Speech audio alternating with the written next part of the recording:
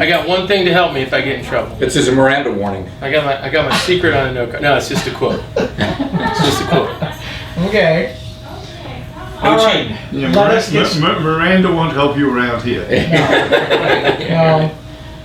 No, not at all. You do not necessarily get a fair warning except before entering the place. Yes. All right.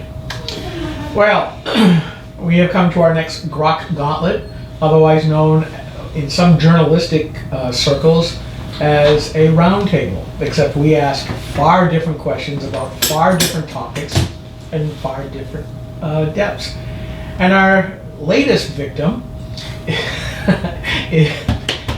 you laugh, you wait, is Mr. Thad Riley, who is running for the NHGOP nomination for New Hampshire governor. Thad, thank you very much for coming into a GrokGauntlet. Thrilled. I will tell you that the only person who has actually arrived at a GrokGauntlet wearing actual armor suit gauntlets would be the person you'd think of, Don Bolduc. Yes.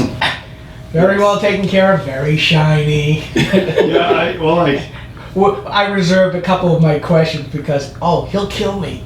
Right. But, no. I asked him he's to a good bring guy. some Spartan artifacts, and he brought an actual Spartan helmet and the gauntlet. That Yes, is fun. There was something I actually had in mind, but somehow the message got garbled. yes. So, the way that this normally works, obviously we don't expect you to know everything. We may ask questions and you kind of go, what? And you're all asking clarifying questions so you know what the intention is. Perfectly fine. You can also say, I don't know. Because as I sent out in the rules of engagement to everybody, which I hope Josh lets you know, don't try to blow smoke up our butts because then we will be merciless. That I can do. So, with this, I'm going to ask my favorite question. You can take it a number of different ways. Sure. And that question is, what is the proper role of government? Why is it there? And in this case, since you are looking to be governor, how many levels of government are there in New Hampshire? It's a great question. I know. Yeah. So, I'm always a basic guy, and less is more. So when I look at the New Hampshire Constitution, the United States Constitution, government operates in a couple of ways. It operates at the consent of people. Well, I like to say the consent of folks. Government is here to serve us. We're not here to serve government. And I think that it starts there. We talk about natural rights, the way we were born. We were born with this idea of independence, this idea of freedom. Go out, do a hard day's work. Here's your land. Do the best that you possibly can on your land. The less interference from bureaucrats is it meets the soul, so to speak. And that's how I was raised. That's how I've always looked at government. Maybe I didn't know it in those terms as much as a kid, but that's when I look at government and I say, it is there to serve us. It's at our consent. It is a necessary part of life, and it should flow in with naturally with the way that we live our lives every day. As far as we have the three branches of government here. We have the judiciary, and then we have the legislature, the House and the Senate. Although in the Bill of Rights it's called, I'm new at this stuff, right? So I'm trying to figure out all these terms. And so that is, I think, also called the judiciary. So you've got the court side, the justice side, and then the legislature, which I think is referred to as the judiciary, and then you've got the governor. Okay. So, they are the three co-equal branches of the highest level of government here in New Hampshire. Right. Executive branch, the legislative branch, and the judiciary. Yeah. But how many other layers of government are there beneath that here in New Hampshire? Well, then you would look at the executive council, which in many ways works with the governor, but in some ways, doesn't have every single aspect of what the governor has. A lot of checks and balances and approval. And then you would look at the towns. So the towns have their forms of government, and then I think that would be it. Okay. Are there differences between towns and towns and cities? That's a great question. I don't know if I have a great answer to that. The structure, you have setup of wards in the cities, and the wards are broken up. And so those, in effect, from what I've seen, sort of operate like a town does in itself. Okay. Mr. Mike, you're next. What is the proper role of the federal government in education? The federal government In education. in education. Well, the role that they believe that they have right now is overreach after overreach after overreach. I believe the proper role is, at this point, I would say no involvement in any way, shape, or form. The communities themselves are the ones, we are all across America, there's different cultures, there's different needs, and there's different giftings that people have. So the federal government should be very minimalized, especially with the bureaucracy and, having served on the school board, seeing some of the things that got pushed onto my children and pushed onto our schools from the federal government. I feel like they spend more of their time serving unions, serving bureaucrats, and serving, superintendents and administrations than they do actually educating children. But what should they do? What is their proper role? At best, possibly provide some funding without strings attached, but I really believe the federal government should have a minimal role. In the world we are in today, I believe they should have a very minimal role. They can set standards, but right now the standards that they're setting seem to be different all across the country. By which emanation from a penumbra do we have the constitutional authority for a Department of Education? I don't think I know that answer. It's Jimmy Carter made up the whole idea out of whole cloth, the same way that the justices made up Roe versus Wade out of whole cloth in 1973. Yeah. It has no basis for existence. Right. Okay. Which is what I wanted you to say. Yeah. Norm. Well, the declared nominee, Democrat nominee for governor, has indicated that he would like to see New Hampshire adopt a personal income tax. Mm-hmm. What is your view about a personal income tax in New Hampshire? Yeah, I've seen some of his quotes on it, and he has the idea that if you tax people, it's going to help with property taxes. Like taxing people more is going to help with your taxes. You don't have to be a brain surgeon to look at that type of ideology and think that that's just going to cripple economies. It's going to push people away from working here, staying here. Our kids go to UNH and then they depart, they take off. There's nothing good about a state income tax. In fact, I would tell every conservative to run on that point, and I will run on that point, and I refer to him as Tom the Tax Man, because he's got about the worst financial ideas possible. The state income tax doesn't serve anyone. The long-term effects of it aren't even known. And right now, in the state we're in, suggesting something like that is financially reckless at best. And I certainly don't want to put the burden on, and you know how this goes, 0.5%, then the next year it's 1%, then 1.5%, and then, we just need a little bit more. And when are the Democrats ever going to stop? So it's going to be more and more. So I could not more passionately say that is one of the worst ideas for Granite Staters I've heard come out of anyone's mouth. A number of organizations, center-right, Americans for Prosperity, and a few others, have what's called a tax pledge. Have you seen the tax pledge? I think I have. It's basically, it's asked candidates to pledge that they will never vote for or support a personal income tax or any increase in taxes. Is that something that you would be willing to commit to? I would take pictures the day I signed it, and it would be sooner than later.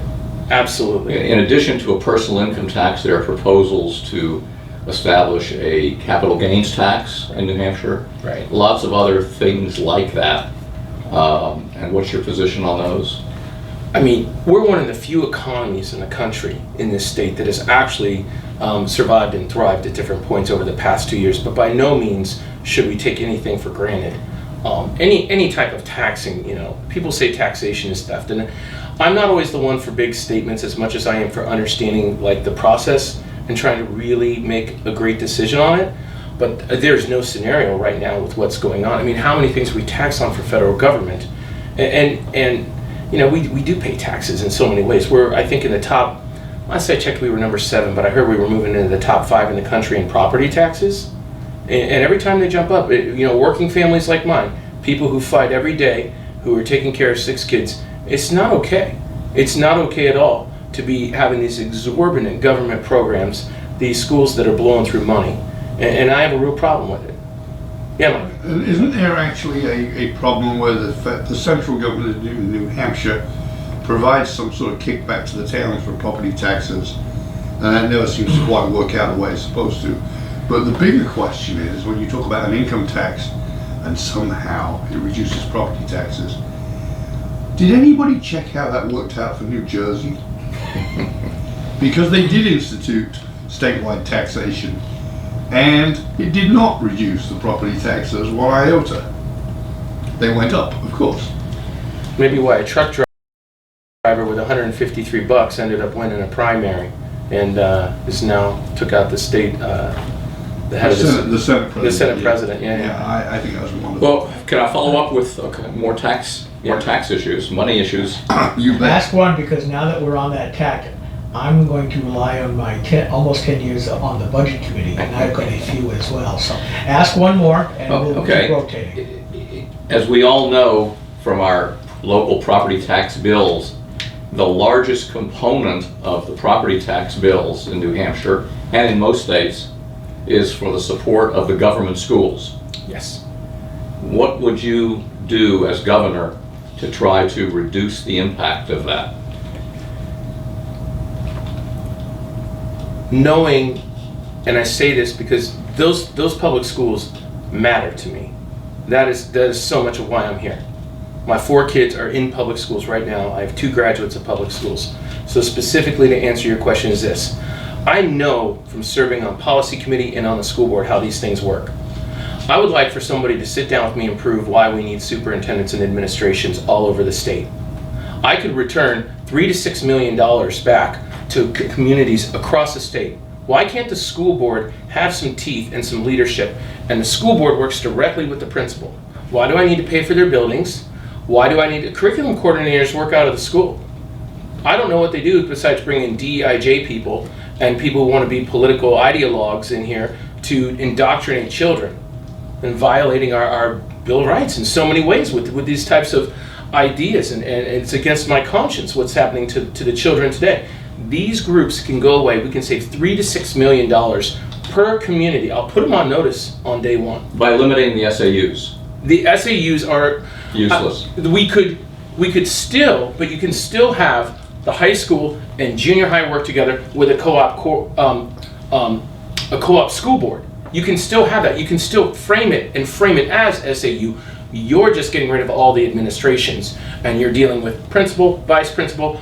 I could throw in a couple leaders into each school for maybe $250,000, the best of the best, in an entire district to replace a $3 to $6 million budget. We can do it. It's wrong that we won't look at ideas just because these folks have hijacked so much of our kids' learnings, and they're a part of it. I hear all the excuses. There is nothing they can provide for us that we can't easily get around easily. And I know the way it works. I know all this stuff from the budgets to everything that the jobs they do. And I would put them on notice on day one, and they would have to earn it and prove it to me, and I don't think they got a chance. And that would be the first thing that I would do, because I think parents are done. We're done with the indoctrination. Boy, have you opened up a big can of worms for me, but I'm going to have to ask them serially. There are a number of Groxers who could not be here tonight, but I get questions from them as well as outsourced from our readers. Okay. So I'm going to try to go through this.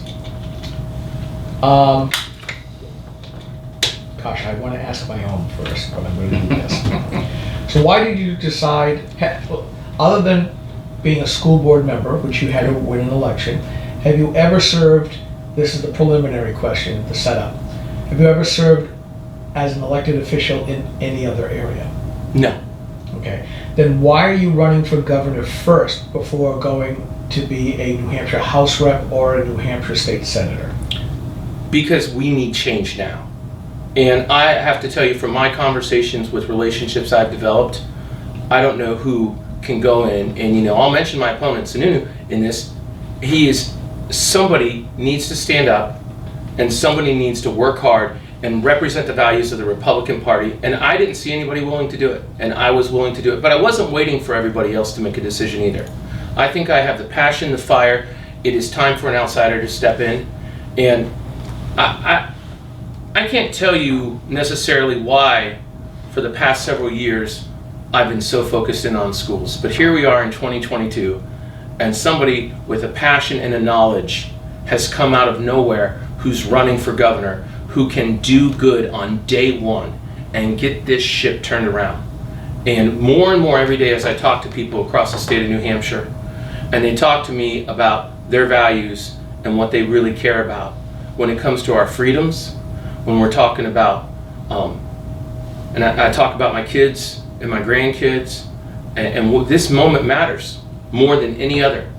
And so I believe 100% not only that I will beat him, but on day one, we will get stuff going in the right direction that we need to get going. We'll get the bureaucracy out, all this arguing and fighting, and we will do so much good. So there's a lot of reasons. Every time I talk to somebody, there's a new reason to run. And whether it's somebody who's concerned about Tom the Taxman, whether it's somebody who's rejoicing in Roe v. Wade and what now is possible in New Hampshire that could be done for moms and preborn babies. Almost daily, I hear a new story of why I'm doing this, and it all makes sense. Okay. Go ahead, sir. I thought you were going to be on a roll there. Well, I'll ask another one then. You said that you'd be getting rid of the bureaucracy. Yeah. Then explain how you would do that, because the New Hampshire governorship is one of the weakest governorships in the State of the Union. Yeah. You cannot tell commissioners what they can, of the different departments, what they can and cannot do. They can tell you to go pound sand. So, how are you going to get rid of the bureaucracy if the commissioners say no? My whole life, whenever I've been in a leadership position, and sometimes I was never the guy, but I still ended up in the leadership position. I didn't have the title, but I still ended up. I've never been the guy who would say, this is my title, this is who I am, this is the way. I will lead well from my position, and it will become infectious. For instance, one of the things we're going to do is we're going to start hosting town halls every single month. I love it. It's one of my favorite things, hearing from folks. As commissioners, as state senators, as executive council members, as selectmen, hear me out there holding these, seeing the energy from the people in their towns, hearing the questions. They will want to be part of a better story. And politics of old is done and gone. The elite politicians have lack of transparency. And when they see a governor who is like, let's open up all the filing cabinets, let's just be completely transparent with what this administration, what this group is doing, and it will catch fire throughout. It'll be so much of a better story than the divisive, mean, ugly, locked filing cabinets, locked doors politics that we have today. And people were always, you see this with these career politicians like Sununu, like Tom Sherman. They're always spinning something. They're always covering what they did. I'll be honest about what we need to work on. If I screw up, I'll tell people what it is. And I think people will appreciate the fact that we're going to call a spade, and we're not going to play games, because I'm done with the games. And I think people will be too, and I think you'll see a lot more people excited about that. And they'll say, I've always wanted for my select board or my state senator or the executive council to be like this. And I think it'll give people, and I don't want to say I'm courageous, but I think it'll give people courage to do the right thing. I believe that. You didn't answer the question. Okay. you would be the weakest governor in the State of the Union. Yeah. You cannot tell the commissioners what to do. They can tell you, go fly a kite, go pound sand. So I'm going to go back to your statement, and I'm going to give you a hint. Okay. What is the difference between a home rule state and a Dillon's rule state? And then proceed to answer my question from that. I don't know the answer to that. Okay? I have a question. Yeah. Under our Constitution, our state constitution, the governor appoints the chief law enforcement officer of the state, the attorney general, subject to confirmation by the executive council. Yes. There have been proposals for a constitutional amendment this last session that would have provided that the attorney general would be elected like the secretary of state is elected by a joint election held by the House and the Senate, as opposed to an appointment and confirmation. And that was defeated roundly. And there's the possibility of, since there are 39 states that have direct election by the people of their attorney general, would you advocate a constitutional amendment that would allow the people of New Hampshire to directly elect their attorney general? 100%.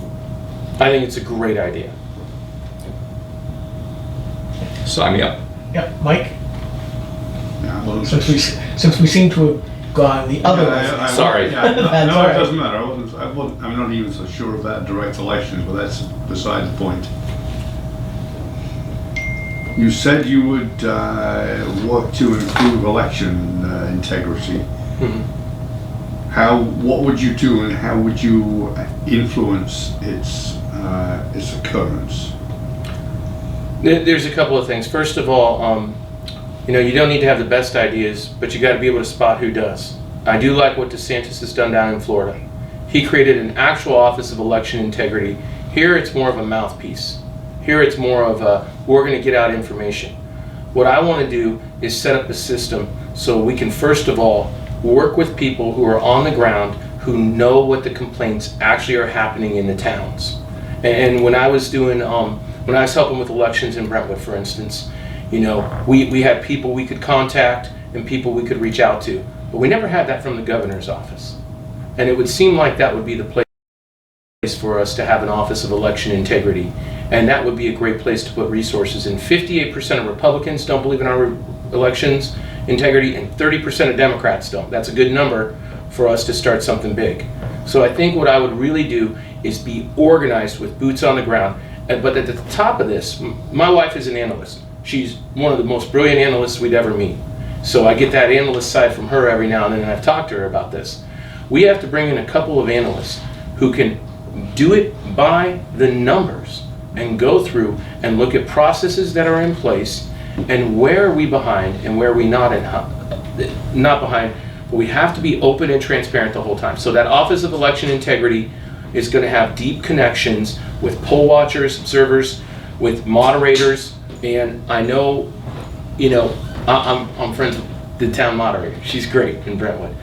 At the same time, I would want to examine every ounce of training. I would want to be part of the training. The Office of Election Integrity is going to be part of the training that's going to the moderators, and we want to follow up on every lead and every system that we have. We've got a problem in New Hampshire. We've got a state rep out in Rochester who's talking about people who've got vacation homes you can vote in New Hampshire. We've got a problem with college students voting here and voting in Alabama. And these are the problems that we need to work out, and the governor has a duty to be leading with this type of a thing. So I think we have to go through every single ounce of it, but we have to be transparent, and people believe in their heart we are not transparent about elections right now. They're confused and they don't believe in them. And in 2022, it's a shock. What can the governor do with his weak position, and how can the Election Integrity Commission have some teeth? Open and transparency is the number one way. You report election fraud. And election fraud is one of the only of there's only 3 ways you can't vote in an election. It's what is it? It's treason, it's bribe, and it's election fraud. Right? Those are the only 3 ways that you can be barred from voting in elections. Nope. Isn't that the 3 ways here in New Hampshire Nope. from the Bill of Rights? Well, if you're a convicted felon, Yes. if you violated an election law, you're found to have violated an election law. Probably, and I don't know, I have to look at the Constitution and see what else. Because we had that issue in our town where Norm's sign was stolen.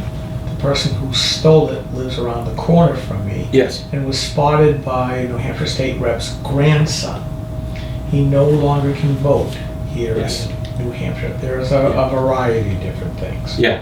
I should have been more specific, but that's what I meant by election fraud. That's what I meant That's having not committed- election fraud. Just violating election laws, Okay. Any Well, it's sort. not fraud. any Yes. sort. All right. Done? Next? Who's next? Let Mike go. No, well, he's got a list. Well, Yeah, just- One of the things that just- you will hear on the stump, or if you get into a debate with Mr. Sherman, Dr. Sherman, since he seems to have no primary whatsoever, that I hear an awful lot from the left, in that, well, in order to live in society, we give up some of our rights. It's actually in the Declaration of Independence. And I want to know, what are those rights? So when I believe it's, I'm gonna probably, I think it's Article 3 that covers this, societal, and I can't remember the entire thing. So those rights that we give up, from my understanding here, I'm an outsider, but I'm gonna give you my best interpretation, what I've studied and what I've reviewed on this. You know, we have given up a right, and the first one is for protection. So we have taxation assigned with our protection, and assigned with certain services that we need. So we've given up the right to a portion of money. Search and seizure is another right that we've given up technically, because we can be, with a warrant, we can be searched, and there can be seizure of property with that. There are very few rights. You know, this is what they did in COVID, and this is what they do. They'll say anything, or they'll use that to get what they want. The Democrats do this all the time. They want control. They want you to do what they want what they want done.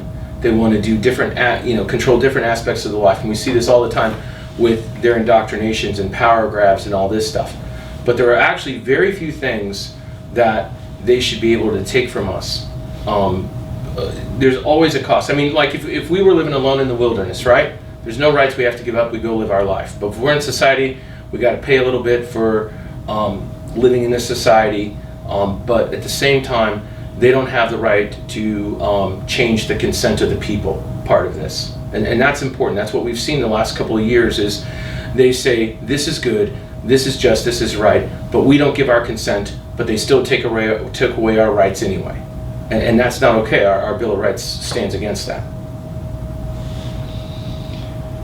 Okay. Go ahead, Mike. I'm not quite sure where that one goes, actually.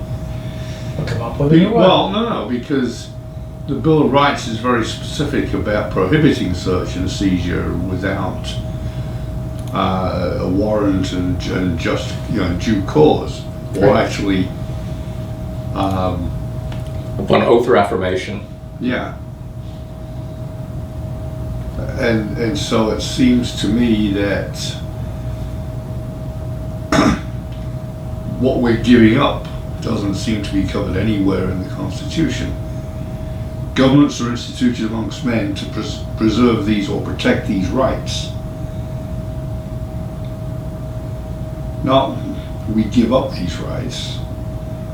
So, if you want to phrase that a little differently, perhaps.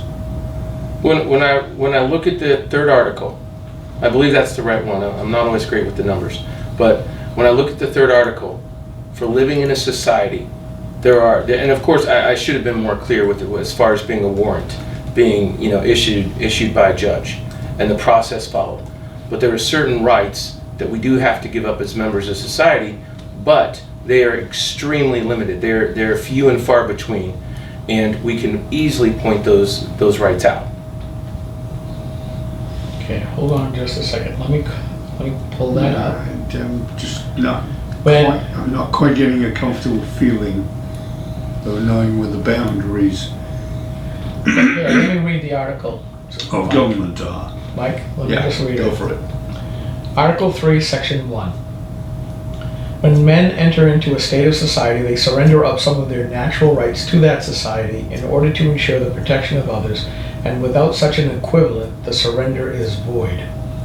So my question was, which rights, and I think Mike was trying to peer more into that, what enumerate those rights that we surrender to live in society? And I bring it up again because we hear that from the left all the time. We're going to take this away from you because you're in this society, so you have surrendered them. And I keep asking, well, what are they? And nobody wants to answer that question. Well, and I was trying to, maybe I didn't do it very well. When we talk about the protection of others, we have certain, whether it's rules of the road in place. We have certain things that are in place that we can get penalized on, or it's considered breaking a law. There are certain things, and those are all geared towards people's protection and people's safety. Outside of that, physical safety and then financial, safety, those types of things. Outside of that, they shouldn't be able to overreach into our rights and to, take things away. It's like saying this. It's like you have a doctor and a pharmacist, and he's working, and there's he would have to get a prescription in front of him for abortion medication. Well, he has the right to reject doing that as part of his job. That's part of the right that he has. It's right of conscience, but I think it falls into here too, where he couldn't be sued or couldn't be in prison. He has the right, as a doctor, to reject that, or as a pharmacist to reject that. And I think that's very important. And this is what I hear from the left all the time: is all these overreaches, and they will find a new way all the time to change things. We see this with my kids in school all the time. If they, and this isn't the same thing as breaking the law, but they can get in trouble at school if they say, like we have a case right now in the state, two genders. So we have a kid in trouble at one of our schools, at my kid's school, because he said on the bus there were two genders. And society today, and the left will say, you can't say that. You are breaking a law, so to speak, or you're breaking a rule. Now, schools, of course, are going to have different laws, of course, and it's always going to be different. At the same time, that is the narrative of the Democrats every single day. They want to control speech. They want to control whatever they can control in people's lives right now. And it's driven by this unending anxiety to do bad. It really is. It's this control, and it's this fever pitch that they have to take away people's rights. And if it's that word protection should really matter to us. And we've seen countless, and people try to, I think during COVID, people tried to redefine what protection was.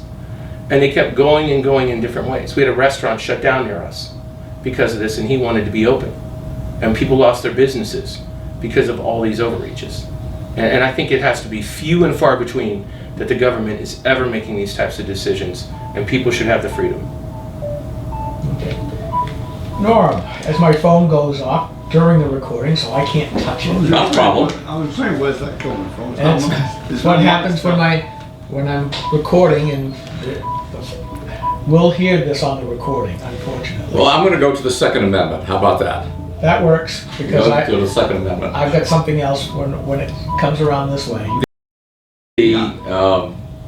In 2017, New Hampshire General Court, which is the Senate and the House, passed, and the governor signed what's called constitutional carry. Yes. Which means that if you're not in a prohibited class, a convicted felon or subject to a domestic violence order, restraint order, you can carry openly or concealed without the necessity of a permit. And that's now the law of New Hampshire. This last legislative session, that was extended to carry on snowmobiles and off-road vehicles because somehow that was omitted in the 2017 legislation. The Dems would like to see constitutional carry eliminated or rolled back or restricted. What's your position on constitutional carry? Every year, more officers' lives are saved by people with constitutional carry.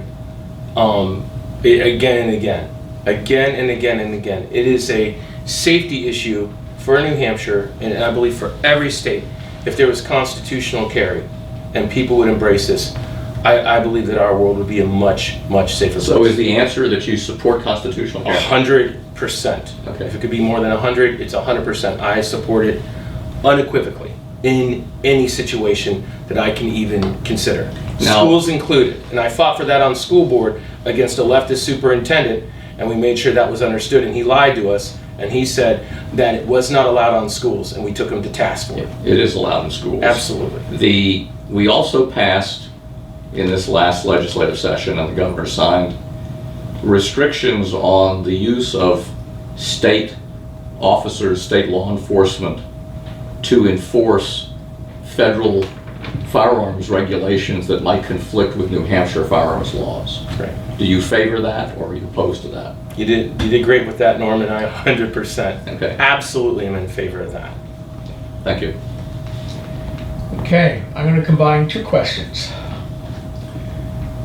As you know, the last set of decisions by the Supreme Court of the United States, two were about religious liberty, Mm-hmm. where Maine is now forced to give vouchers to religious schools. The other one was praying by a government employee, a football coach, at the center of the football field after a game. We also had the New York City decision about carrying and not having to go through a permit. All of those were important. The most important one, though, was West Virginia versus the EPA. So I'm going to ask you, as that, and I'm hoping that you understand what that decision did, because I think that's the biggest one of all. But bringing it back, you said that there's a lawsuit in your school having to do with policy JBAB, where that young freshman football player had that discussion with a pro-transgender student, and that boy said, I don't believe in multiple sexes. God, because of my Catholic faith, I believe in male and female men. And he got in trouble by the vice principal and the football coach and was suspended. I know the attorney that is going on. That is coercion of speech.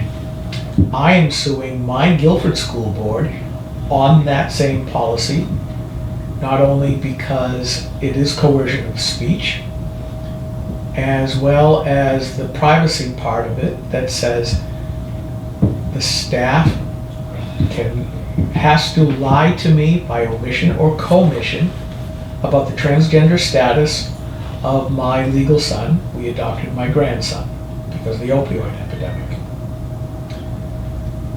How does that play against with what the school board has said? And I did get my principal, I asked during the school board meeting, I said, what is the transgender status of my legal son? And she said, I cannot tell you. And then I went on to a tirade, which I have on video on Granite against the school board, forcing their staff to have to lie to me. What I want you to do is think about those two things. Since you're familiar with the coercion of speech, and now the lying bit, how does the West Virginia versus EPA decision play into that?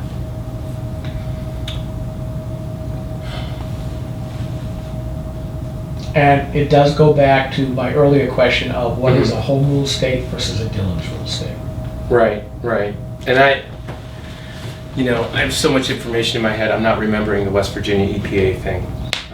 That is where the EPA was punished by, or disciplined by SCOTUS, that basically said that the EPA does not have the power to regulate CO2 emissions from power plants. It was never granted in the authorizing legislation.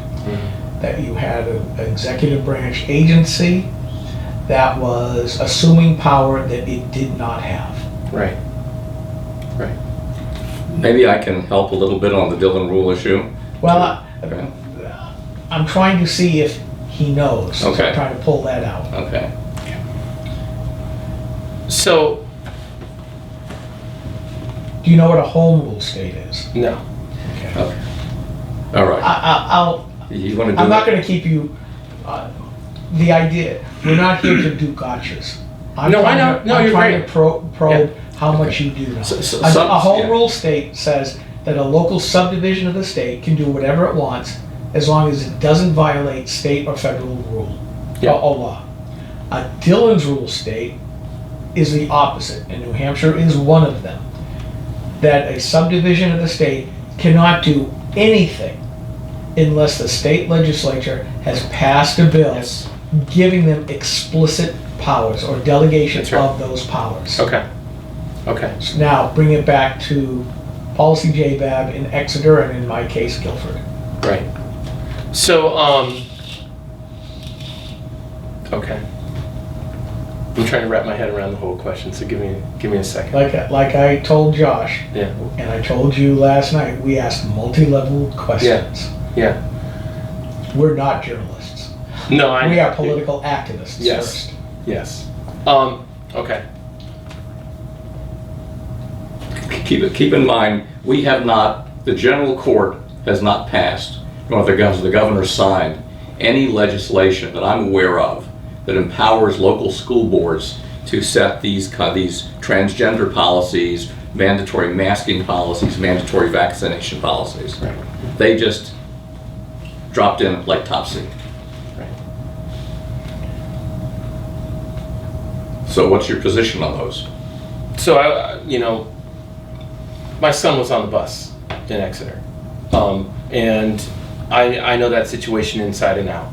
I know what the parents felt. I know what they went through, and when I look at these bad narratives continuing with overreaches, with people saying something is factual and it's not, saying something is real and it's not backed up by anything in our Bill of Rights or anything that people can point to directly, but people make up stuff and all of a sudden somebody is guilty before even proven innocent on something that should never be in court in the first place. The unending harassment, and I say this from my kids and what they go through at school all the time, the unending harassment that happens today with people when you stand up against this culture and when you stand up against the leftists is unbelievable. And they have doctrined morality despite our right of conscience. So people can't even feel comfortable in their freedom of having, a right of conscience. Instead, they have to cave in, behave differently, and bow to the left. And obviously, with these unending overreaches in our schools, for instance, we've lost the basis of what schools are all about. When you look at the EPA going too far in creating new things, when Trump was in office, things changed. He took powers away from the EPA, I think, in the first 4 months. He started making transitioning and taking their powers away. And people are always going to fight that. But our Constitution, our Bill of Rights, should protect people to form their own ideologies and to live those out in whatever manner they best see fit. But because of these certain ideological groups, these progressive groups, they push back into it again and again and again. And if that's, and I will say this, if they would have done a proper investigation at the school, they would have relieved that kid and stopped the harassment that is going on every single day in that conversation when it comes to transgender in the school, because it happens. My kid was on the bus, and I've had other incidences that my children have dealt with. So I write letters. And people don't feel they can, with our schools right now, and with our culture today, that they can stand up for what's right, what's good, and what they believe without some type of consequence. And if this continues with young people today, we're going to pay for it because they're not going to know how to respond down the road. And they're just going to think this is the way our culture is. And this is why I say all the time, this is the most serious moment we've had politically. And 2020 was important, but 2022 might be the most important election of my lifetime. And these are the issues that are on the forefront every single day, where innocent young people who can't even wrap their heads around an entire thought, or the EPA all of a sudden starts destroying businesses like they've done for so many years, changing regulations, changing this. And we saw it all the time under Obama. And we see it now probably more and more with Biden. And these are the people that take out businesses, or they ruin education. Okay. Mike? Mike? Are you Sorry. awake? Sorry, Sorry if I was boring. no. I get long days. Yes, he does. Worldwide support, you get up at weird hours. Yeah. You want to hold on, or do you have a question ready? Because I got lots. I have a question ready. Okay, we'll go on though. So, because I was composing one around the education stuff, but let's go to the next level. Somewhat related to the educational level, the educational situation.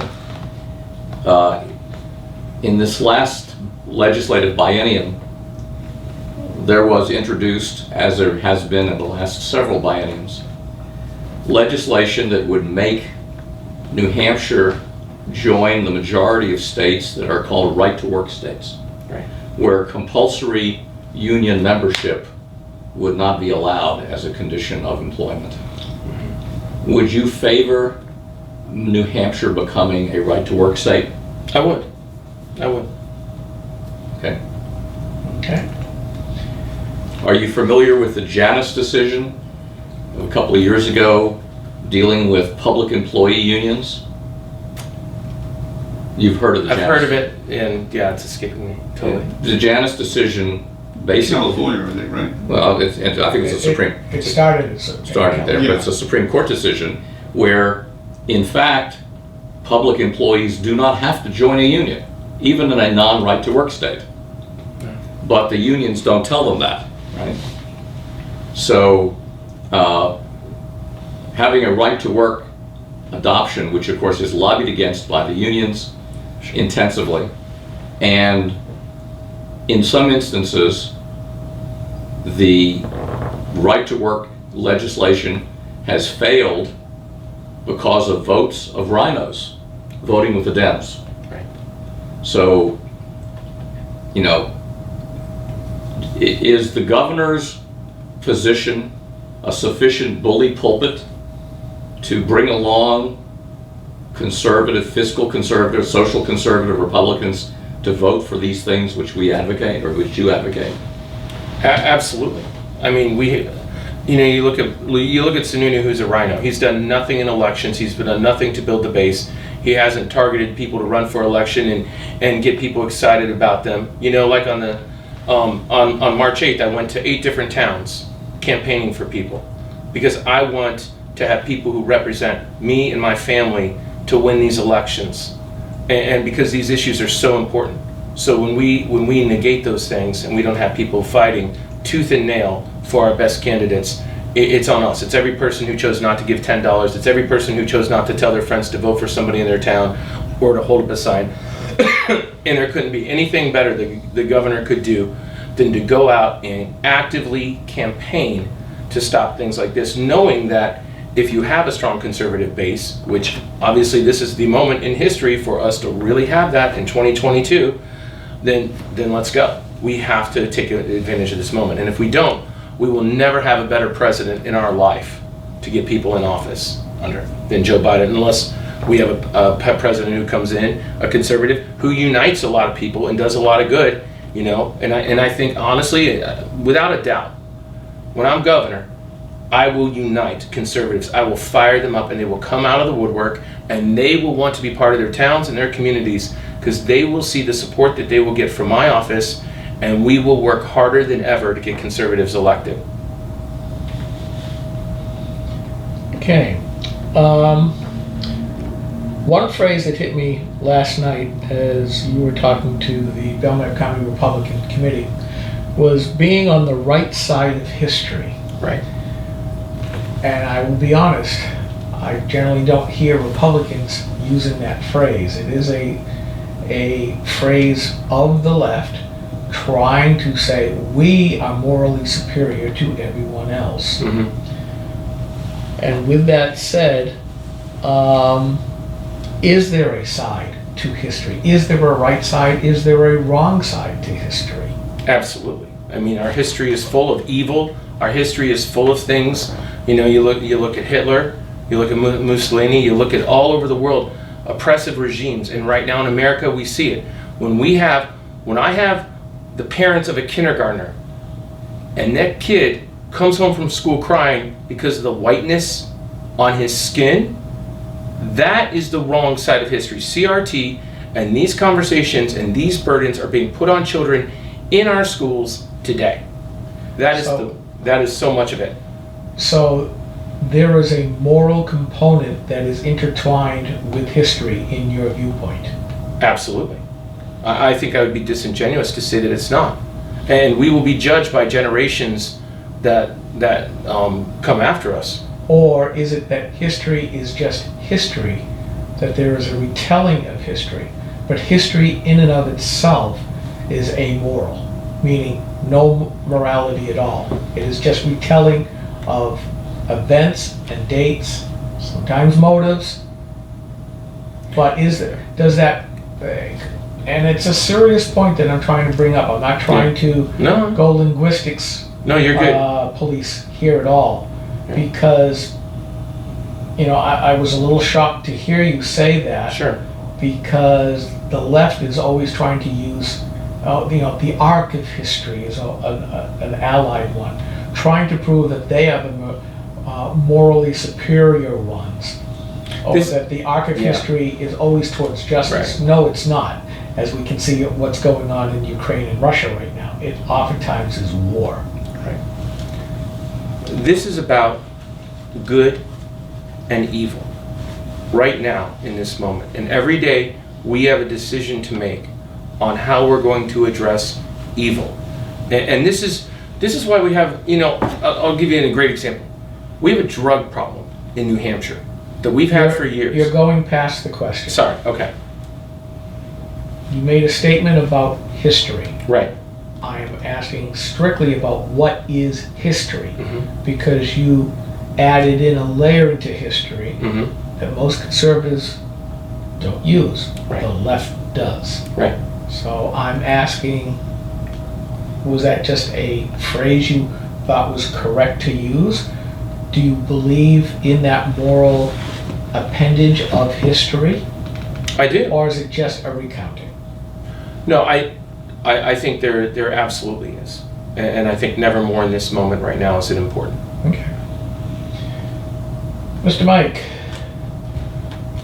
I'm not sure where I go after that one. Go in some other direction. We need more coverage here. Yeah. Do you think the senators should be appointed by the state legislature as was originally designed? The what? The senators, U.S. senators, should be appointed by the state legislature per the original constitutional design? Or do you think that the popular election of senators is actually a good thing? So you're asking specifically if the U.S. senators should be appointed by each state's state legislature versus having a popular vote in the state? Correct. Okay. That's a great question. That's a really great question. Do you know why they were originally appointed, and do you know how it was changed? No, I don't. Okay. Norm, next. We talk in terms of being involved in a culture war in America. And there are a lot of different aspects of that culture war. One of which is an increasing population of immigrants, some legal and many not legal. And we also have an increasing population of adherents to Islam. to the extent that in some areas of the country there have been pushes for the adoption of Sharia law. Right. What's your view about Sharia law? Should it be part of American life? And what's your view about Islamic terrorism and Americans' way of life? So Sharia law, if anything, is oppressive. It's oppressive towards communities, it's oppressive towards women, it's oppressive towards children, it's oppressive towards free thinking.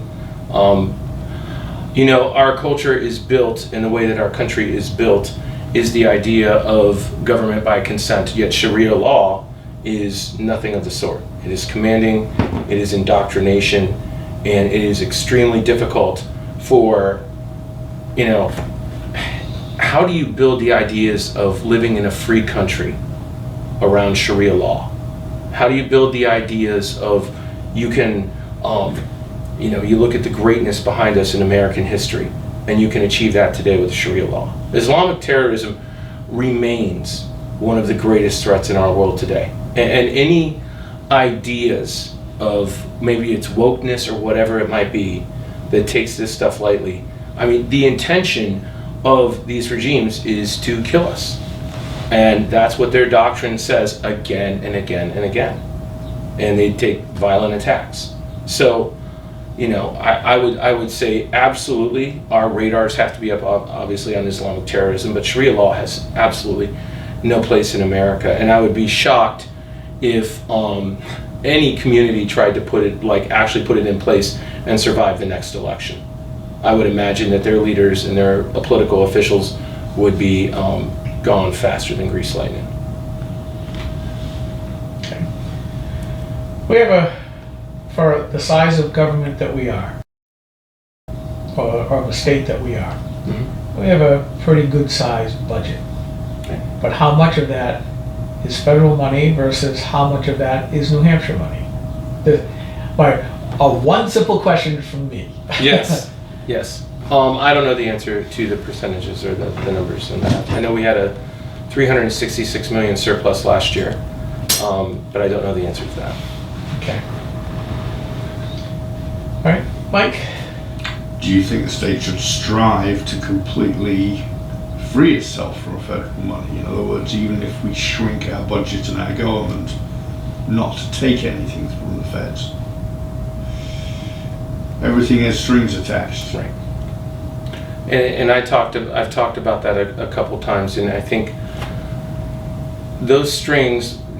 So we see this a lot with the school board stuff, with money coming into our schools in New Hampshire, and every time they give us money, especially in the way we cannot trust the federal government right now, we have to make sure that everything that we do benefits the people of New Hampshire first and foremost. This money coming in, and these handouts, and this $100 for energy even, these types of things, people just want to take the money, shut the door, and be all excited that somebody gave them a handout or somebody gave them money. And that is not our history. It's not our history as a state, it's not our history as a country. We work hard, we take care of our families, and we make money. And the federal government right now is increasingly seeking control. And we would have to go through documentation to the nth degree. So I will tell you that the chances of me taking federal money that I cannot sit down and make sure there are zero strings attached on New Hampshire would and I don't know if the Joe Biden administration would actually even do that. It always seems like there's some deal in it, and I don't want to live my life like that. I don't want my kids to grow up like that. I want them to go out and make what they make, and I do not trust the federal government in any way, shape, or form right now. So is the answer you would not take any federal money, even if it meant recasting the state budget? The answer is I would have to look specifically to make sure there are no strings attached that impeded an ounce of freedom to anyone, and see how it would be applicable. It would be situational based, but I would be very much against anything that touched anybody's freedom. Whether whether it's attached to vaccine mandates or anything like that, obviously that would be a no-go in any way, shape, or form. But I would need to dig in and know the purposes of it and what is actually attached. Okay. Norm? The legislature passed in this biennium and was signed into law educational freedom accounts that permit parents to receive a portion of the money that would normally go to public or government schools, to allow them to use that sort of as a modified voucher system to go to any school that they wished, public, private, parochial, whatever. But there are income limitations, so that only families whose income is below a certain level are eligible to utilize the educational freedom accounts. Would you favor removing that type of limitation to allow any parent to avail themselves of educational freedom accounts?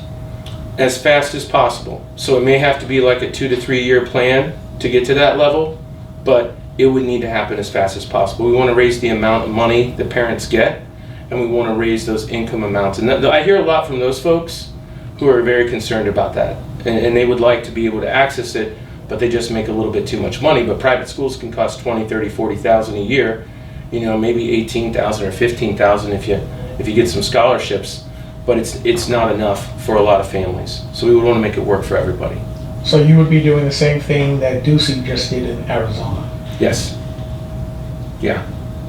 And another state just, I think yesterday, said that they were going to fast track the same thing. I can't remember which one it was, but it's sort of like a Me Too moment among red states. This is how you get New Hampshire academics back up to the highest standard as fast as possible. It creates a level of competition for the public schools, which they've never had. So why not? What's wrong with that? And I think that would be phenomenal. So, Pension fund. yes. We are severely underfunded. Mm-hmm. How do you fix it? That's a great question. And I've had some conversation with some folks on the ground who've been negatively affected by that. I think you have to really look at the budget and make sure that you're out. I mean, if we have a $366 million surplus, I'm not saying you throw everything in, right? But you have a plan. We balance our budget. We come back with more money every single year. We can sit down and come up with a good plan to take care of that for our state employees. They deserve it. They work hard. Absolutely have to fix it. And I think you have to, I mentioned a tiered approach. You probably can't do everything at once, but you got to sit down with the right people in the room. And a lot of it will be negotiation. Excuse me. But I think it's extremely important to get it fixed sooner than later. We're losing employees like our valuable people to other states. Our officers are going to Massachusetts and Maine because they're getting ready. And we'll probably never give the pension raises that Massachusetts might. But we want our best people to stay in the state of New Hampshire and have a great future. Okay, I'm still not quite sure how you would fix it. Could I have a sort of a follow-up question? Are you familiar with the difference between defined benefit and defined contribution pension plans? Yes. Would you favor converting, whether in a phase-in or for new employees, and ultimately the ultimate goal of converting defined benefit plans for state employees to defined contribution plans? I would not do it right now, and the reason I would not do it right now is because of the shortage we have with officers fleeing the state. We want our troopers, we want to make sure that we have the right amount of people, and right now we have situations that we're not at a public safety crisis, but when we have officers that are going into situations and there's a gun involved and they have no backup, that's a colossal problem. And these guys are going to the surrounding states to get more money, to get better pensions, to get retirement plans that go up every year. And I've talked to these guys. I'm friends with a lot of them. And somebody in Kensington, their backup comes from Dover because we just don't have enough officers right now. And that's one example. But I think right now we would first want to fund our pension plans, get these, sit down. It doesn't mean we're giving away all the money all at once, but we've got to come up with a plan to make sure. And once we relieve that tension that's there, and once we are sure that we've got recruited the best of the best to be our next level, and New Hampshire's getting older, right? We've got to find a way to get our police academy full every year. We got to get we've got to fix these things now. I think if we switch right now, it won't be that moment. I think it is definitely that moment in the next decade, but I don't think that we can do it until we have the pensions fixed. Doesn't that imply the state putting a large amount of money into pensions now? Because states and municipalities everywhere, including the ones that are currently taking our recruits, are in fact underinvesting in their promised pensions, which means that when these people retire, either the pensions won't be there or the taxation will go up dramatically to pay them. Right. And what Norm's proposing is that we fix that by having investment that belongs to the person, not to a pool that is underfunded. If you want to fix the underfunding crisis, we have it. It's bad in New Hampshire too. A large amount of money has to be put into the defined benefit plans now, or there will in fact be no benefits, or there will be a taxation to pay that benefit. Right. How do you prevent that from happening? You say you don't want to change it right away, but the current scheme's not funded correctly. I would fix the headcount problem first. I would fix the competition problem first. That's the first thing I would fix. And I think you would have a negative reaction if you made that move with the headcount the way it is and the mismanagement of the governor's office in so many of these areas. The union leader did a report. We're down 20 to 25% in state employees across the board. And I think we first have to figure out what we need. And I'm not saying we need bigger government. I'm just saying that we need to simply go through and figure out and make sure we have the right people in the right place on day one. We get in there, we make sure we have the jobs filled that we have to have filled. Why aren't they filled? Maybe we don't need to have filled. We can reduce the size of government. And then once we have our people on the head count under control, our body count throughout the entire state heading in a positive direction, then we can take a look at switching. But I would not want to go in right now with the shortage of officers and say, they will hear it as very likely, we're taking your pensions away. And well, we told that by the unions. yeah, but they will. And I was part of one of those conversations with a company that I worked at where I had to help deliver that message. And immediately the morale sank, and it was really, really, really tough. And it's a battle I think we're just a few years away from. It's very possible we can do it. It's a great path to go long term, and financially the state will do better, and having something transferable, and they'll have the money down the road. Those are positives of having a defined contribution plan. I don't think we can do it with the headcount the way it is across the state. I think we got to fix the one, and then we can look at the other. Would you favor allowing insurance companies that are active in other states to write policies and provide policies and compete in New Hampshire across state lines? Yes, I love competition. And we deserve it. Okay. That was it? That was it. I guess I'm the guy asking the long questions tonight. Immigration. Yes. We haven't heard very much of it lately. There was a hot button issue a few years ago, and with 2 million people coming across the border every single year now, we're seeing that the Biden administration is literally airdropping illegal immigrants in almost every single state. Right. We also have the complementary process of having refugees from various areas being brought in by different NGOs, non-governmental organizations. Right. They've changed their name, and I can't remember what it is, but the Lutheran Service was one, Catholic Charities was another one, there was a third one, where basically they would take these people, bring them in, federal government would pay for their first year, and then they get dropped onto the local city or town welfare rolls, because oftentimes they're coming with nothing, they are destitute, they don't speak the language, and they are extremely low skilled.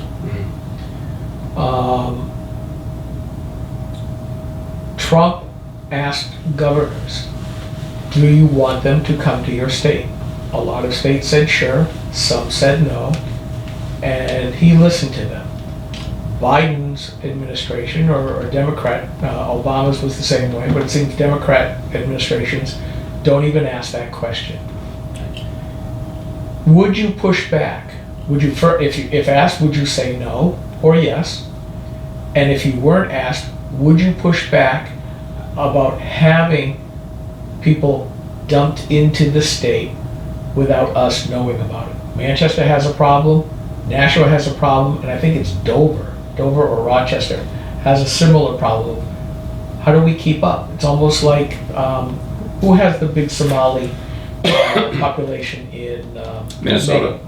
No, not Minnesota, in Maine, where they're having, they can't keep up with the demand. Right. They don't have the housing, they don't have the people, I whatever. think it's Portland, it's not Portland. far away. Okay, so, Yeah. as governor, what would you do? Couple things. There's no more sanctuary cities in New Hampshire on day one. We end Keene and any of these other sanctuary cities that are trying to pop up. Whatever that is, that's over. Anybody who comes in and brings illegal immigrants and criminals into our state, they're going to get arrested. We're going to impound vehicles. We're going to send them back. We're going to process them as efficiently as we possibly can. Law enforcement will know that I have their back. You know, again, you're one of the weakest governors in the country, but you can support them and stand behind them and not sell them out. And you want them to do their job. We want to make sure that we reject this immediately. This is a problem that's affecting us today, and it'll be 10 times worse in 20 years from now if we don't stop this right now. You have to slam the door completely shut. You have to sue the Biden administration. You have to get other states to sue the Biden administration. You've got to shut down Manchester Airport.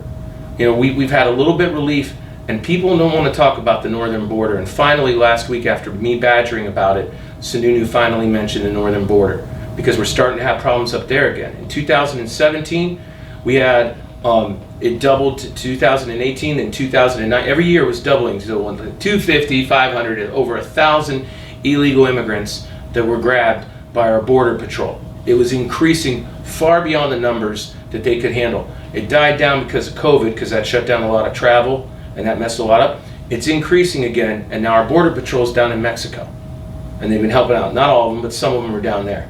We got to get everybody back. We've got to shut this down, and this is not a place where they come in.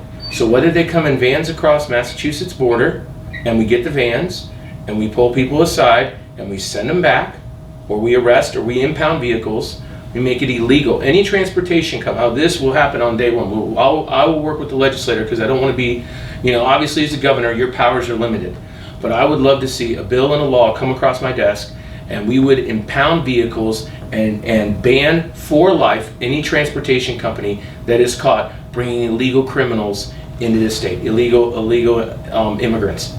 That has to be shut down. You can't be gray on this. You have to be black and white. And I don't care about the sensitivity issues with it. I don't care about any of that. Drugs are coming in. We have one of the worst problems. Every time somebody says it's better, I read about another kid in our community having a problem and dying from an overdose, and stuff's happening. This is how it's happening, and people keep turning their head to it. And we got to get into those neighborhoods in Manchester where these illegal criminals have set up shop. We've got to end this fast. And I think it can end pretty fast. If you shut down those companies, you shut down the federal planes, and people know that you cannot mass transport illegal aliens into this state, then we got a good shot of getting it fixed sooner than later. But we have to slam the door shut on this. Okay, you mentioned that the sanctuary cities have to stop it. You mentioned Keene.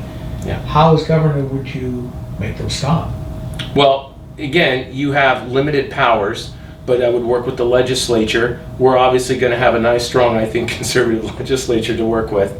And I would want to also work with the Attorney General to see what is already we have in place, to see if we can if we may not already have the laws there. As an outsider, I don't know everything. So I want to sit down with some really smart folks and say, what do we have in place right now?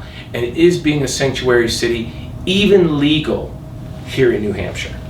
And that's where I would probably start. And then I would work with the legislature to get a law passed as quickly as possible.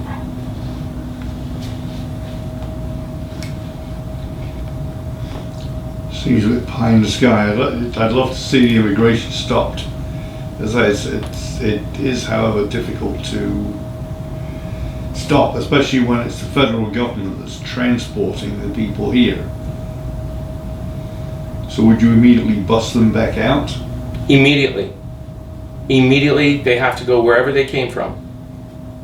Or we impound vehicles, and we have to figure out what to do once we've arrested people. But we cannot, it's like everything else in life. This thing is a Goliath, and it's a monster because of what Biden's done. But we just can't sit still and do nothing. And we have to take on-the-ground action. I think we have to be transparent with it. I think we have to be transparent to the entire state and open up the stories of what's really going on with it. Because very, very much of it is just closeted. It's a lack of transparency that got us here. And I think we have to be very open. And I think if the governor held a news conference and said, by the way, there were 4 vans of illegal immigrants that were caught coming over the Massachusetts border last night. We pulled them over, the transportation company, it was this company. They're no longer doing business in New Hampshire per this law. And we've taken them and we've returned the illegal immigrants on the new path back to Mexico. Or whatever that process is, I can't tell you right now. But we have to take action. Okay. And serious action. Okay. Question from a different Grokster. Yes. As governor, what steps would you take to retrieve freedoms that have been taken away by legislation? Okay. That's a great question. So first of all, I could be wrong on this, so I'm just gonna tell you one of the things that I see, and I hear a lot of stories. A lot of our zoning laws are creating problems throughout the entire state. So local legislation has done things to cripple businesses and to hurt folks. That would be one of the things I would want to look at. Are some of these zoning laws unconstitutional? So I'd want to work with the Attorney General. I'm not sure I understand. Why would they be unconstitutional? Well, let's say that, they put a zoning law in place that violates something, whether it's with gun rights or whether it's with something else. I'd want to work with the Attorney General. I'd want to work with the legislation to go through and see specifically what it is. As governor, you can't make laws. As governor, you're not going to use executive orders. That's what's gotten us into these problems in the first place. So there's very limited executive orders that you would ever really be able to do as governor. So we would want to go through and see what is actually legal and what is not. And as an outsider, I would need to sit down with the experts and start attacking it just granularly. And we have to get after that. So we have to have an Attorney General that is willing, to put their neck on the line to go through anything that violates our Bill of Rights. Okay.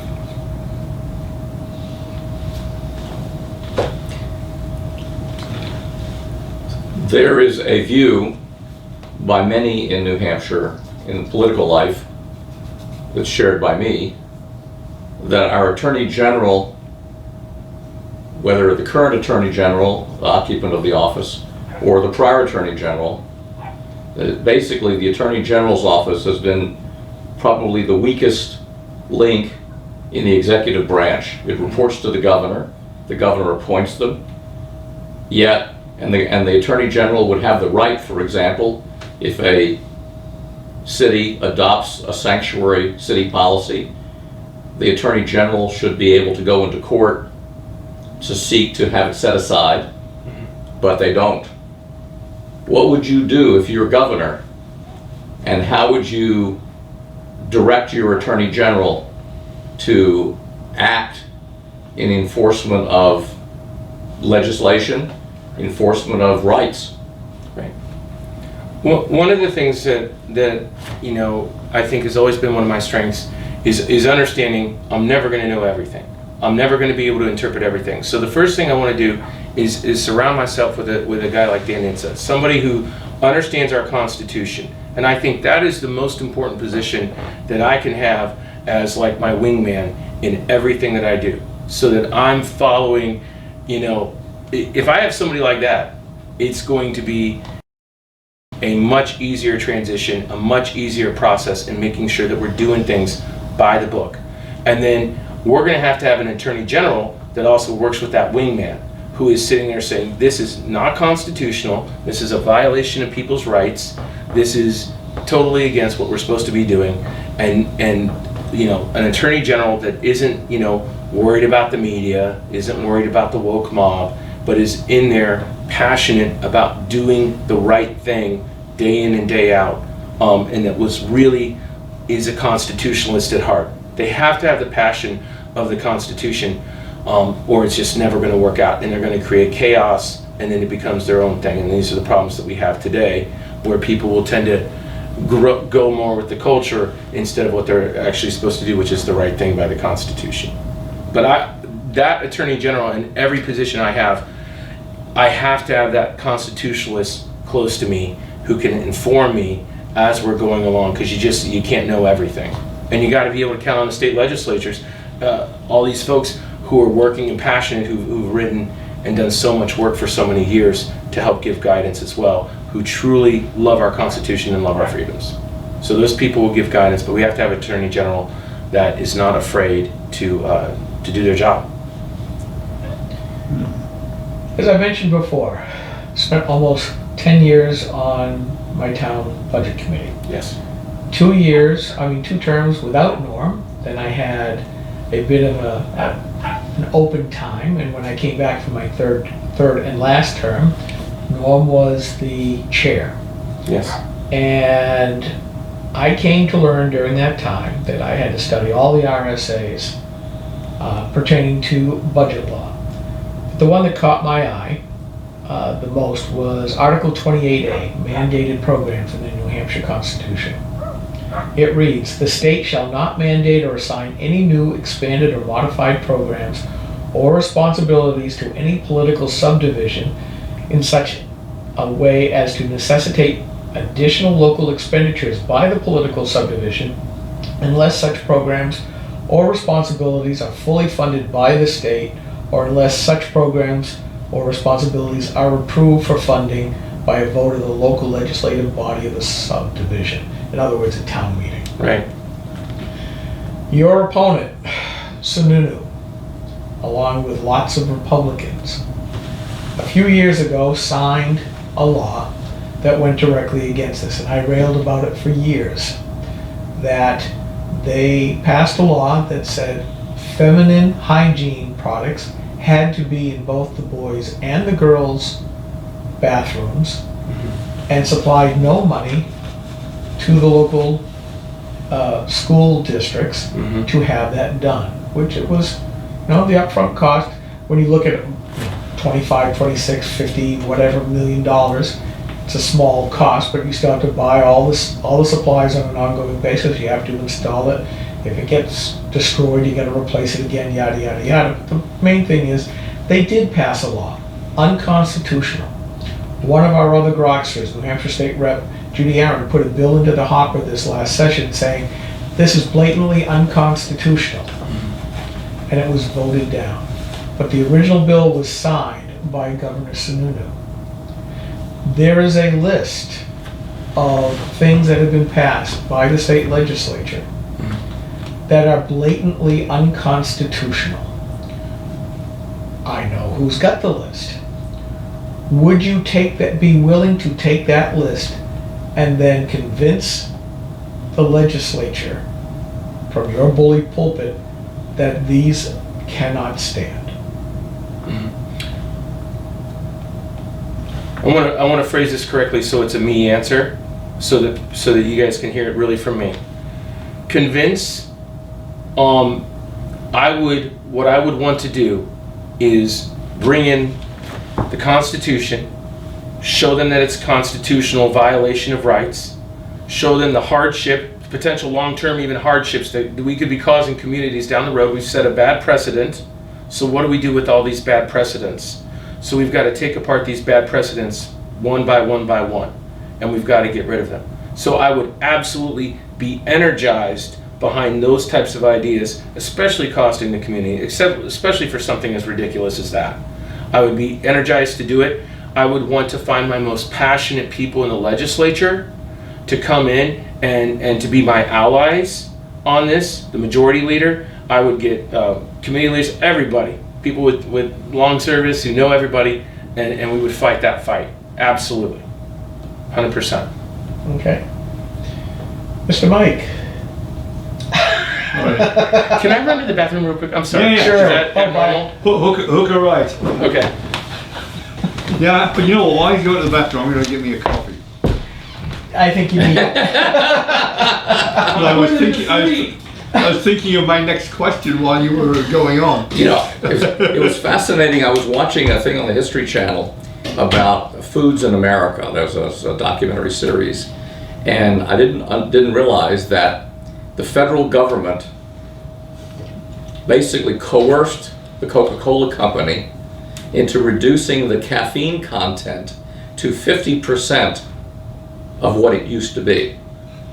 Really? It used to be 50. This is now 50% of what the original Coca-Cola formula had in it, the caffeine content. Well, I know they got rid of the cocaine. Well, they got rid of it. Yes, they got rid of the cocaine, but they still use coca leaves for some of the flavoring, without any active cocaine.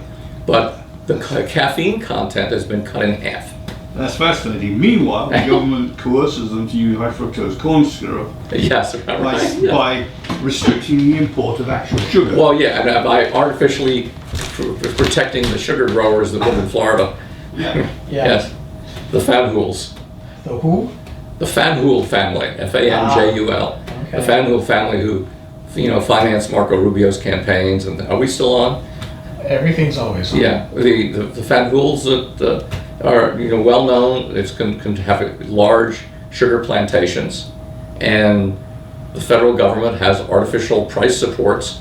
If our sugar prices in America are artificially high, if they were allowed to float freely in the marketplace, we wouldn't be using high fructose corn syrup so much. Yeah. Well, we have a similar type of situation where the federal government controls the price of milk too, which I think Yes. is utterly. Well, utterly- all the agricultural and, subsidies are just ridiculous. So. yeah. Thank you. Sure. All right. Well, it will be Mike when he comes back. But go ahead. Another one? No, I'm just yawning. Sorry. Oh. You got a list. I have. Have I got a list? Yes. Well, I will just say that 28A, the state mandates, the prohibition against state mandates. It's not just about tampons in the boys' restrooms. Right. It's about numerous programs, numerous things that the state has passed, pushing it down to the local level and saying, you got to do this, you got to do that, and we're not giving you the money. Right. And it's not challenged. And the programs are only going to get bigger. Yeah. That's correct. All right. Speaking of mandates, what do you think of Sununu's idea to give every family that pays electric bills $100 credit on their bill simply because the electric company said everybody's getting a stiff price increase? I hate it. Good. This message that gets sent all the time. My kids had free lunch for 2 years. Can we just stop with all this free stuff from the government? It is sending the wrong message, and it is absolutely the last thing we want to be doing right now, especially coming out of these last couple years. Okay. All right, Mike. Which got back to my original thing is, would you reject all federal money? Because I think it's wrong to take it, period. The state should live within its means Well, that's true. But- and above and beyond. Conservatives tend to call these federal programs that give money to the states, it's free money. Right. It's free money. Right. Well, of course it's not. Of course it's not. My t-shirt. Tight's too tight. Is that a single shot coffee or is it a coffee pot? There's a Keurig. You can do what. Okay, excuse me. There's 3 grok mugs standing inside the Keurig, and there's 3 cardboard hoppers that take your pick on Okay, thank you. right beside it. All right. I love the Babylon Bee. Yeah, Fantastic. fake news you can trust. That's right. Because, frankly, they predict events better than the newspapers do. Yeah, They're more honest. He's complaining that it's hard to do satire anymore when the Biden administration makes it happen. Yeah. So, do you have a question? Or I'll rattle another one off. Rattle another one off, and I'll pay attention this time. Okay. Because There is an entity, everybody knows we have the U.S. federal military, Army, Navy, Marines, Air Force, now the Space Force, Right. National Guard. Mhm. Would you resurrect the New Hampshire State Guard, which is not the National Guard? Right. And why, do you know why it is different from the National Guard? I would imagine, can I ask a clarifying question? Sure. Is this about militia? Is this the same as the militia, or is this different than a militia? This sounds like it's a little different. It's not quite a militia, Mhm. because it's called the State Right. Guard, but we used to have one. Right. I have a level of interest in it. We have states around the country that they do have militias like Mass and New York and Texas, which are about the New York and Texas and Mass in the same conversation are rare things. Yes. So I do potentially like the idea. Anything that adds to our government right now in this moment in history has me greatly concerned, but I see the power of it as one of the things I have to think about with something like this is if we put a process in place, if we put something in place and we enact a state guard or a state militia, then what's going to happen with a governor down the road who wants to use this when a pandemic comes out for bad and evil purposes? And so the legislators working with them, understanding what is this role, what are they going to do specifically, have it detailed and outlined to make sure that it's so clear that if you break the law, that you've broken the law with their duties and their purposes. So that would be very much a concern, because I believe New York enacted their militia all over the state during COVID, and that is something that would be a huge concern. However, boy, they sure could be a benefit when we're dealing with sections of Manchester or sections of our state that are struggling with illegal immigration. So there might be processes that we could have in place and look at to be not part of law enforcement, so to speak, but there can be some positives in place with it. But I'd be very wary of it out of the gate, just because it would mean potentially bigger government, and we would have to make sure every single T was crossed, I was dotted on what their roles and responsibilities were, so they could not be used for evil purposes. So I don't have a lot of trust with government in general, and that would be where I would probably spend a lot of time. But I am interested in, and I haven't done a ton of research into what New York, Massachusetts, and Texas have done, but I am interested in the conversation. Okay. Ready, Mike? Sure. As governor, and bearing in mind the 10th Amendment, would you reject federal laws which you consider to be unconstitutional? And, U.S. or New Hampshire? well, U.S. laws. No. Which Constitution? New Hampshire or U.S.? Well, which you believed were unconstitutional by the federal Constitution. Okay. Yeah, I think it's the 10th Amendment, and I think, what is our 10th, the right to revolution? Yeah. Yeah. So, interesting to have them And both we're be back in the 10. State Guard again. Yeah, right. Yeah, I mean, absolutely. We see this more and more every day. So, what I would do is I would do what so many states did way faster than us during the pandemic, I would have the Attorney General immediately filing lawsuit again and again and again to reject those. And they've been winning in court against the Biden administration. I don't know what their total score is in court, but the Biden administration's got to be like 0 for 17 at this point. They've lost everything in court that I can think of.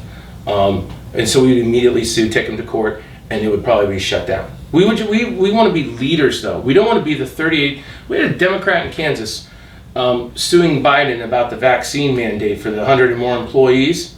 We had a Democratic governor of Kansas on that lawsuit, and Sununu waited a week before he even said a word about it. So what's going on? all these businesses have come to the assumption, because the governor hasn't had a press conference, he hasn't led well, he hasn't joined the lawsuit. So all these businesses with 100 or more employees are just pretty much like, I guess we're going to have to do this thing. And I had friends of mine I talked to during that time, and they were extremely concerned about what was going to happen at their workplace because of this. And we have to lead. We have to be first. We have to be fast when somebody takes away our freedoms. And we saw Abbott and DeSantis, they had news conferences with, I think their news conferences started like within minutes of Biden. And all they're like, no, we're going to protect you. We're going to protect our businesses. This is unconstitutional. Don't lose sleep on it. And we got to set the right tone. Excuse me? Okay. Figured it out. I think yours familiar with a little bit easier. Yeah. And people, can I just say, I've talked to some Democrats who left the Democratic Party forever because of that day. Because of that one day, they will never go back. I got a guy, he still texts me. I met him in Hampton Beach. He's been a Democrat his whole life, and he still texts me every now and then, and he will never be a Democrat again because of the vaccine mandate from Biden. Well, that's a very fair thing. But I was actually talking about federal law in general, not just executive orders. Yes. Because, aside from the amendment that begins Congress shall make no law, I think that's a pretty good idea to start with. Right. If Congress enacts a bill which is outside of the bounds of the Constitution, the states really have no obligation to follow or enforce it. Would you push back? Yeah, I love what they just did with the red flag laws. So we would do something similar to that, but I would first want to look at the avenue of possibly suing with the Attorney General to get the entire law thrown out by the Supreme Court and say this is unconstitutional. Then we don't have to do something in states. So my first path would probably be to talk to the Attorney General. Let's get all the other like-minded states and let's sue and get this law, give it the boot. And if they won't give it the boot, then I would work with the legislatures immediately, like Norm's bill with the red flag laws, and let's get that in place as soon as possible. Okay. Your turn, my turn? I'll do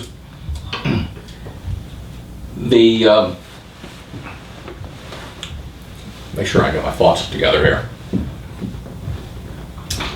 We have in our state government 3 separate branches, similar to the 3 branches of government in the federal system. And the theory of the founders, both of our country and our state, is that there is a separation of powers and there are checks and balances.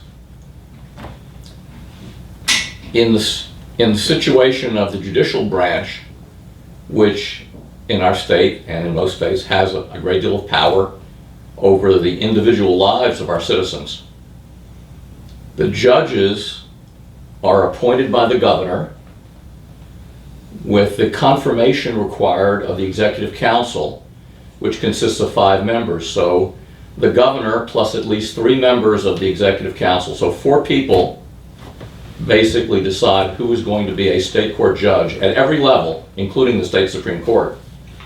And once appointed and confirmed, they serve until age 70, because that's the age out requirement now. And the only way to remove a state court judge currently is by an impeachment action. And in the history of our state,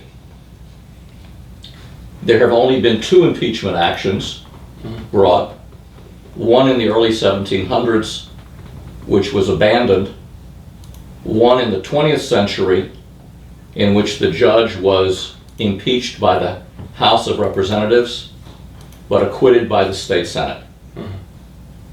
So it's virtually impossible to remove a state court judge from office, no matter how incompetent, unthoughtful, abusive, ignorant, or whatever you might say about any kind of criticism of a state court judge. There has been a constitutional amendment proposed in the last session of the legislature that would allow for citizen petition recalls, much as happens in the wacky state of California, where upon acquiring a certain percentage of the voters' signatures, a person can be impeached from office, removed from office, and replaced. It just happened in San Francisco, where the prosecuting attorney was impeached. In California's governor, Gray Davis, was impeached and replaced. And the state Supreme Court Chief Justice, years before that, Rose Byrd, and several of her cohorts on the state Supreme Court were impeached and replaced. So that was a proposal to have a similar provision in our state constitution. And it garnered, out of 400 votes in the House of Representatives, about 85 votes. Wow. Would you favor such a constitutional amendment? I would.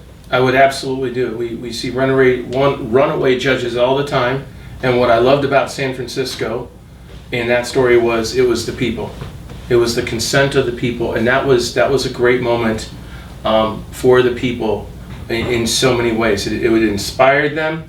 They had the opportunity to be involved in the system, and they got some bad folks out of government who thought they had lifelong appointments and they could do whatever they wanted. So I rejoiced when those stories came out, and I was watching that DA pretty closely in San Francisco, and I would love to. I would say this, that I would probably promote that before it barely even got out of committee. I'd probably be waving that flag pretty quick. Okay, I'm going to swing back to West Virginia versus EPA again. Yes.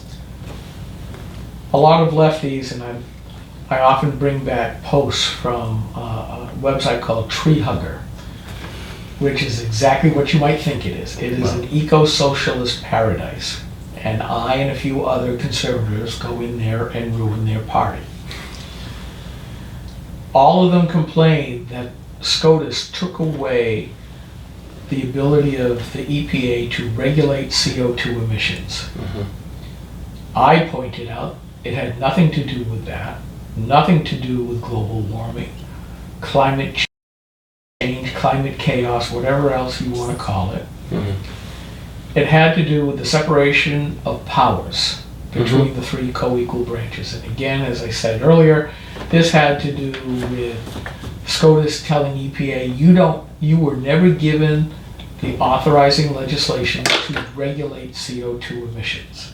Now they're at it again. Now they're trying to tell states, you have to set up CO2 monitoring systems and set up declining thresholds for CO2. Okay, so that's going to go to the Supreme Court very quickly. We have a similar problem here in New Hampshire, where because of the plethora of bills, over up to 1,000 or over 1,000 bills a year, legislators cannot do all of the work that I think that they should do because there's just too many bills in too short of a time. Right. They throw it over the wall, just like Congress does in DC, to the executive branch, and then the unelected, unassailable, unaccountable bureaucrats create rules and regulations that primarily act as law. Now, at least here in New Hampshire, we have this thing called JLCAR, which basically some legislators and some bureaucrats get together to decide, okay, does this regulation we're coming up with fit? You might think that that's kind of okay, because at least you're getting the approval of some legislators.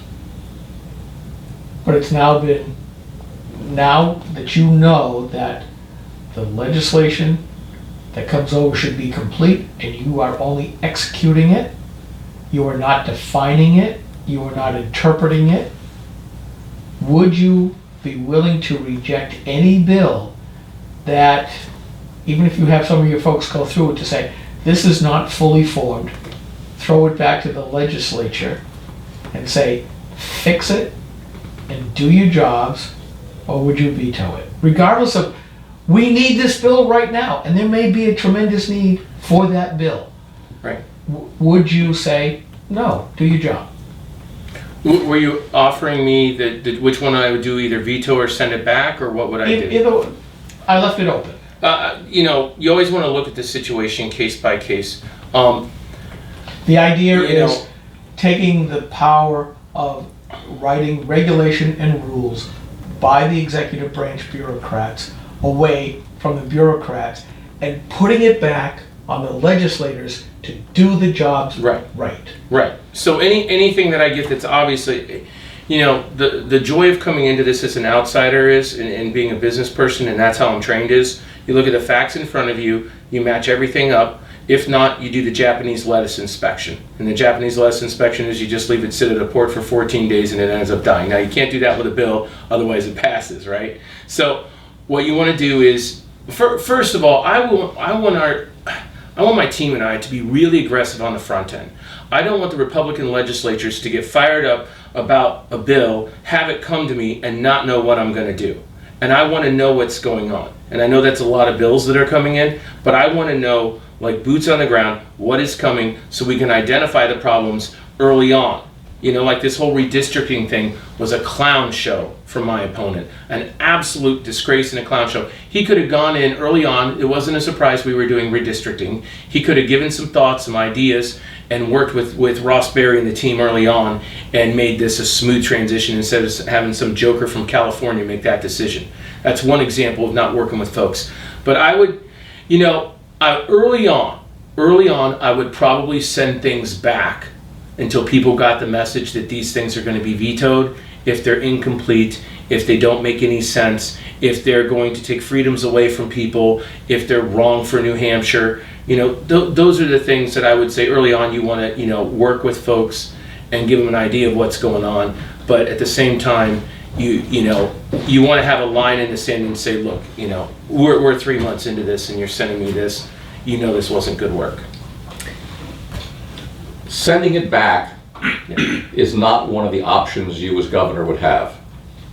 You have three options Right. when it's presented. You sign it, I meant it figuratively, okay, Norm. you sign it, you veto it, or you let it become law without your signature. Right. Those are your choices, that's it. So those choices, here's what I'll say. There would be vetoes on anything that's incomplete because I don't want to do bad work, but I would also want to know what's coming in before it gets to me. So I've got to have people who are who know what this is going to be all about, and the great, not good, but great work, the highest standards possible we're going to have. So I would want those people working for me early on with legislatures. I hate surprises. You should put, the Republican legislature every bill should go forward and they should know exactly what's going to happen with the governor. They should have a great idea because they did the work early on. And then it doesn't become about the governor. It becomes about the legislature and the work that they did. And that's how you give power back to the legislature, which is what we were built on, from my understanding. You guys know more than me, but that's what we were built on, is the power really resides with the legislature here in New Hampshire. That's what our founders, you know, they wanted when they built our first constitution, right? And that way, when you're working with them on the early end, then you're doing a much better job as governor, because when you're signing stuff, it's not much news. But this bill's coming forward, they already know what the governor's going to do, and then it's just a signature, we get back to work. And the legislator who wrote it and what they did was a great job. Okay. All right, gentlemen, last call. So soon? I will have, we've been at this for 2 hours. I talk a lot. It is almost 8:45 since Yeah. I want the 2 hours. I reserve for myself, being the benevolent dictator of Granite Rock. Almost got in the water out your nose. Almost. I will reserve the last question for myself. All right. Well, one of you's got to go. Would you attempt to sunset or shut down laws which already exist in New Hampshire? If you think government is too big, would you try to trim it around the edges, either by you would shrink the partners, but by actually removing some of the laws which are more nuisance than help. I would want to work with the legislature on it, especially if it was bills that were submitted that were, especially recent things that were submitted by the Republican legislature. So I want to be very cautious that I'm not legislating from the governor's office, and that's where I would have just a level of caution. I would want to, like I mentioned earlier, I want to work with the Attorney General and see if things are not constitutional, and then work with the legislature to see what we need to do to end those types of things. But I'd be very passionate about aligning us with the Constitution. That's one of the reasons why I had a conversation with some constitutional experts on how they could help me figure that out on day one, because a governor needs to be doing everything besides, you're always going to have somebody who knows more about the Constitution than you do, and if you get a couple people in the room that are very trusted, they can help with that process, but it's got to be about the legislature doing the job, and you're working alongside them to get rid of those things. Okay. Right, legislatures have this this feeling they have to do something, and generally speaking, in a constitutional republic, most of the time the legislature shouldn't be doing anything. I agree. Apart from making sure that the budgets for what's wanted are actually put together properly. And this is why career politicians are ruining people's lives, because they got to get something else out there, they got to get their name on something, and sometimes it's completely meaningless. And they're trying to get this notch in the belt instead of doing good work, like so many are doing good work, but then they have stuff that's like, that doesn't make sense. Norm, Questioned out. okay. If you were to become governor, would you have what I call a kitchen cabinet of people who are knowledgeable about the issues and the politics that are going on, and that have no problem in screaming at you to say, you dope, you shouldn't be doing this, or you idiot, why haven't you done this instead? Basically a collection of people that are going to keep you on the straight and narrow, outside of the typical coterie or, you know, whatever you want to call it, hangers-on in Sycophants. government. Mm-hmm. Yeah, that you would say, okay guys, thumbs up or thumbs down, and on what? Have you already figured out who those people should be? I have an idea on a few of the folks. I thrive in those environments. So when I was a leader with some of the big telecom companies and stuff, the people that I hired were very different than me, and most of them didn't have a filter, and that's a tough business. You got a lot of folks mad at you pretty much every day at companies like Verizon and T-Mobile because phones don't work and all that. So I was in very intense situations, and most of the time I did turnaround work.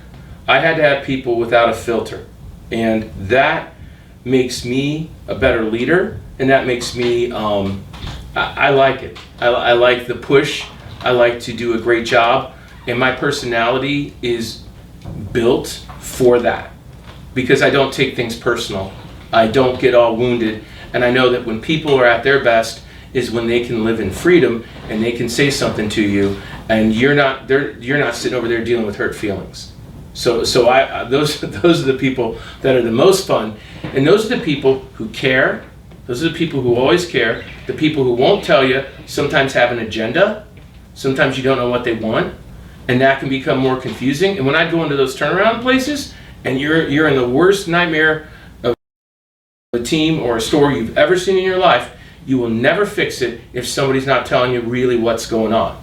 And there are times where I would go in just as I was, thinking I could do what I did at the last place, and it didn't work at all. And I had to get adjusted, and those people could tell me what I would need to adjust. So I've always been big on open communication, tried to be very approachable, and I really try to thank people when they say things that are tough, that sometimes that I won't necessarily like. So you got to have passionate people with you, and I think that's really important. Okay. Well, Thad Riley, vying for the NHGOP nomination for New Hampshire governor. Yeah. Normally I say with our micro interviews, thank you for spending a few moments with Granite Rock. In this case, thank you very much for spending 2 hours getting grilled mercilessly with Granite Crock. It was a joy. Good. Thank you, Chad. I've heard it called a lot of things. Yeah.